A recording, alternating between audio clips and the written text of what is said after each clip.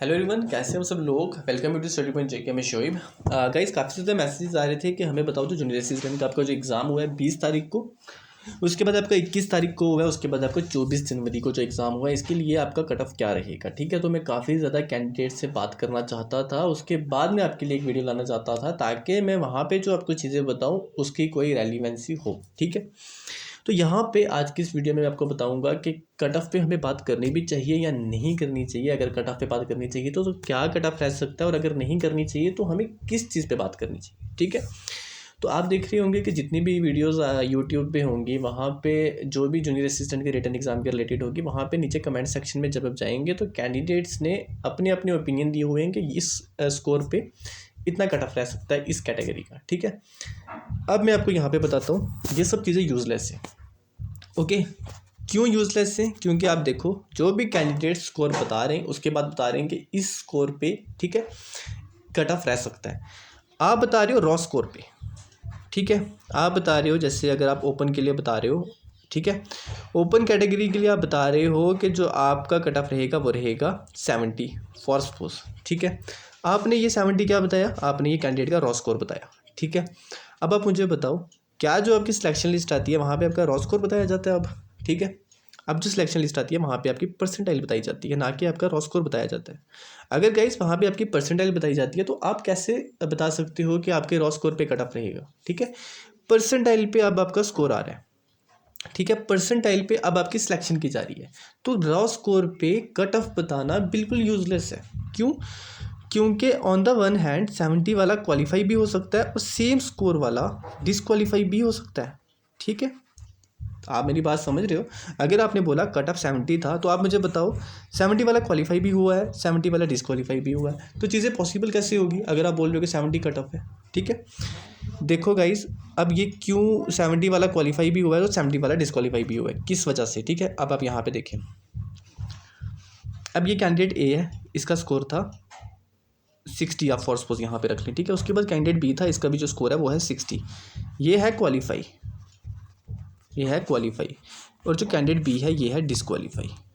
ठीक है, 60 पे क्वालिफाई भी हो रहा है, 60 पे डिसक्वालीफाई भी हो रहा है। कैंडिडेट बता रहे हैं कि जो इस वक्त जो ओपन का कट रहेगा, अगर वो बता रहे हैं ओपन का 60, तो आप मुझे बताओ ये क्या रीज़न था कि सेम स्कोर वाला क्वालिफाई और डिसक्वालीफाई हो रहा है। पता क्या रीज़न था? रीज़न था जो इनका एग्ज़ाम का लेवल था वो सेम नहीं था। जो बी था, अगर ये 60 लेके डिसक्वालीफाई हो रहा है इसका मतलब जो इसका एग्ज़ाम का लेवल था वो था ईजी। अगर ये 60 लेके क्वालिफाई हो रहा है इसका मतलब जो इसका एग्ज़ाम का लेवल था वो था डिफ़िकल्ट।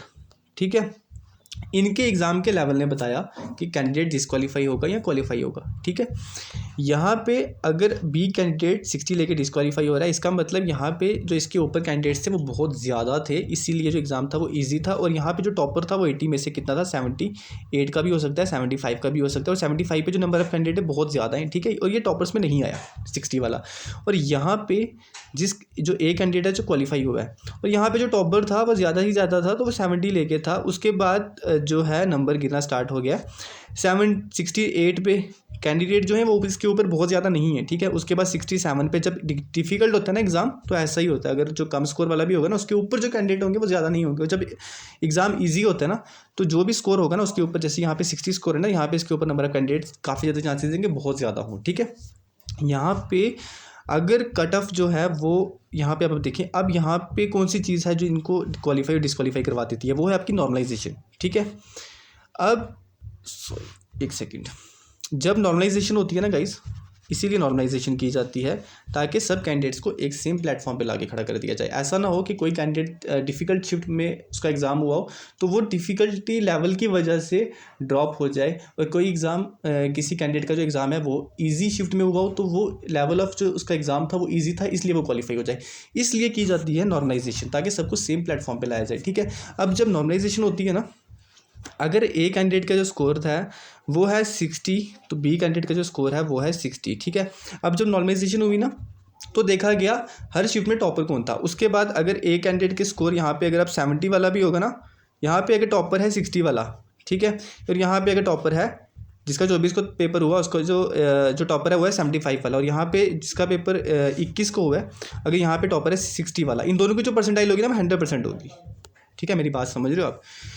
जो टॉपर होंगे उनकी जो परसेंटाइल होगी वो सेम होगी। यहाँ पे इसका रॉ स्कोर 60 था, यहाँ पे इसका रॉ स्कोर 75 था, लेकिन जब अब इनकी परसेंटाइल निकालोगे ना तो इनकी जो परसेंटाइल आएगी वो 100% आएगी। ठीक है, अब आप मुझे बताओ, अब आप बता रहे हो कि 60 पे कट ऑफ रहेगा, कैसे बता रहे हो? यहाँ पे तो 60 वाला 100% आ रहा है और सिलेक्ट हो रहा है। ठीक है, तो 60 पे आप कैसे बता रहे हो कि कट ऑफ रहेगा? इसलिए मैं आपको बता रहा हूँ। अब आप देखें कि जो आपका स्कोर है वो किस तरह से आ रहा है, आपका स्कोर जो है वो परसेंटाइल में आ रहा है। ठीक है, इसलिए अभी कट ऑफ पे बात करना सही नहीं रहेगा। रॉ स्कोर पे अगर आप बात करते हो तो आप ये देखो कि कौन सा, अगर 20 तारीख को एग्ज़ाम हुआ था, अगर 21 तारीख को एग्ज़ाम हुआ था, उसके बाद अगर 24 तारीख को एग्ज़ाम हुआ था, आप देखें कौन सी शिफ्ट का एग्ज़ाम का लेवल कौन सा था। ठीक है, उसके बाद अगर आप 60 से ऊपर भी फॉल करते हो ना तो होप रखो। क्यों?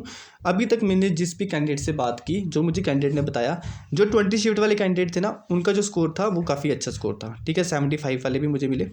उसके बाद गाइज मैंने देखा 70s के पास भी देखा, तो 70+ भी देखा। ठीक है, तो इनका जो स्कोर था वो था काफ़ी अच्छा।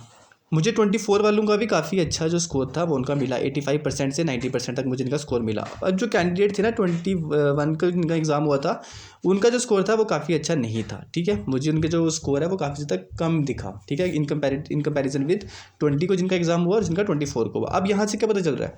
यहाँ से ये पता चल रहा है कि जो 21 को एग्ज़ाम था वो था डिफ़िकल्ट। ठीक है, अब जो मैंने एनालिसिस किया है यहाँ पे, मैं आपको अपने एनालिसिस पे बता रहा हूँ, जो मेरी कैंडिडेट से बात हुई, क्योंकि मैं ज़्यादा कैंडिडेट से बात करना चाहता था, उसके बाद मैं आपके लिए वीडियो लाना चाहता था।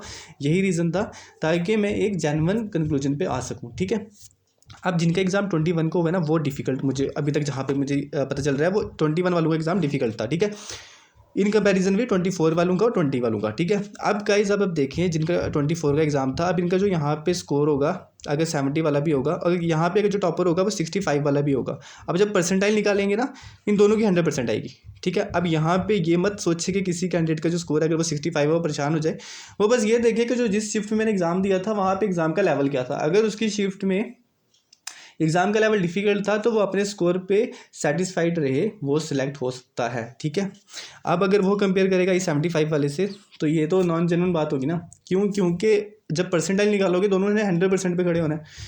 इसीलिए अब आप देखें कि आपने जिस शिफ्ट में एग्ज़ाम दिया था वो कौन सी शिफ्ट है। ठीक है, तो जो 21 वाले कैंडिडेट से मुझे जहाँ तक रिस्पांस मिल रहा है कैंडिडेट्स का, वो यही बता रहे 21 को जो एग्ज़ाम था इन कंपैरिजन विद 24 और 20 को एग्ज़ाम थोड़ा सा डिफिकल्ट था। ठीक है, और जो मैंने कैंडिडेट्स का स्कोर देखा 21 जो जिनका जब 21 को जिन कैंडिडेट्स का एग्ज़ाम हुआ था उनका स्कोर अभी तक टॉपर्स में मुझे नहीं मिला। 65, 68 इस तरह से मुझे उनका स्कोर आ रहा है। ठीक है, तो यहाँ से हम ये मान सकते हैं कि 21 को थोड़ा सा एग्ज़ाम का लेवल था और मैथ वो बता रहे काफ़ी ज़्यादा कैलकुलेटिव था। ठीक है, तो ये चीज़ें रही होंगी, थोड़ा उनको टाइम कंज्यूम हो गया होगा, वहाँ पे उनको टाइम नहीं बचा होगा। ठीक है, तो यहाँ पे जब नॉर्मलाइजेशन होगी तो ये सारे एक प्लेटफॉर्म पे आके खड़े हो जाएंगे। ठीक है, यहाँ पे अब रॉ स्कोर पे अब आप कट ऑफ नहीं बात करेंगे रॉ स्कोर पे, और अभी कट ऑफ बताना एक गलत बात हो जाएगी। ठीक है, जब रॉ स्कोर पे आपका जो रिजल्ट है वो आ ही नहीं रहा है तो हम क्यों जो आपका रॉ स्कोर है उस पर कट ऑफ बताएं? हाँ, सेफ स्कोर बता सकते हैं। ठीक है, सेफ स्कोर बता सकते हैं। और अगर हम सेफ स्कोर की बात करें गाइस तो मैं आपको बता दूँ, जो कैंडिडेट 70s के अराउंड है, ठीक है, वो एक सेफ स्कोर मान के चलें। ठीक है, आपका अगर इतना अच्छा स्कोर, आपने 70 का स्कोर किया तो आप सेफ हैं। ठीक है, ये आप मान सकते हैं, लेकिन आप कट ऑफ नहीं बता सकते अभी तक। ठीक है, आप वेट करें, जब JKSSB रिजल्ट निकालेगी हम आपको यहाँ पे भी नोटिफाई कर देंगे। तो गाइज़ आज की इस वीडियो में आपसे ये सब बातें करनी थी। ठीक है, क्योंकि मैं देख रहा हूँ काफ़ी ज़्यादा कैंडिडेट्स जो हैं वो एक दूसरे से बात करके अपना रॉ स्कोर बता रहे हैं कि नहीं मैं सेलेक्ट होऊंगा, नहीं मैं सेलेक्ट होऊंगा, नहीं जो कट ऑफ है वो इतना रह सकता है। ठीक है, इसलिए गाइज़ प्लीज़ आप इस टॉपिक पे भी बात ना करें। आप जो आपका आगे एग्जाम होने वाला है फाइनेंस अकाउंट असिस्टेंट का, आप उसके लिए प्रिपरेशन करें। हम टेलीग्राम पर टाइम टू टाइम टेस्ट ले रहे हैं। ठीक है, आज हमारा स्टैट्स का टेस्ट होगा, उसके बाद आज हमारा जनरल साइंस का टेस्ट होगा। ठीक है, 10 नंबर का, दोनों का 10 नंबर का टेस्ट होगा। बिल्कुल अकॉर्डिंग टू सिलेबस हम वहाँ पे टेस्ट ले रहे हैं टेलीग्राम चैनल पे। आपको टेलीग्राम चैनल का लिंक मिल जाएगा इसी वीडियो के डिस्क्रिप्शन में, वहाँ से जाकर आप ज्वाइन हो सकते हो। ठीक है, तो कल हमने टेस्ट कनेक्ट किया था, आई थिंक उस पर किया था, इंग्लिश पे किया था, तो इसी तरह हमने अकाउंट सेक्शन पे भी किया था। ठीक है, तो हमारे वहाँ पे टेस्ट टाइम टू टाइम चलते रहते हैं और आपके एग्जाम तक चलेंगे। और जूनियर असिस्टेंट के लिए भी हमने बिल्कुल इस तरह से टाइम टू टाइम टेस्ट लिए हुए। ठीक है, तो थैंक यू गाइस, आज की इस वीडियो में इतना ही। कैसी लगी वीडियो आपको प्लीज़ लाइक करके बताना, और कैंडिडेट्स के साथ शेयर करो। जो कैंडिडेट्स अभी रॉ स्कोर पे कट ऑफ प्रिडिक्ट कर रहे हैं तो उनके साथ भी आप वीडियो शेयर करो, ताकि उनको पता चल सके कि अभी किस टॉपिक पर हमें बात करनी चाहिए। Okay guys, thank you guys, bye.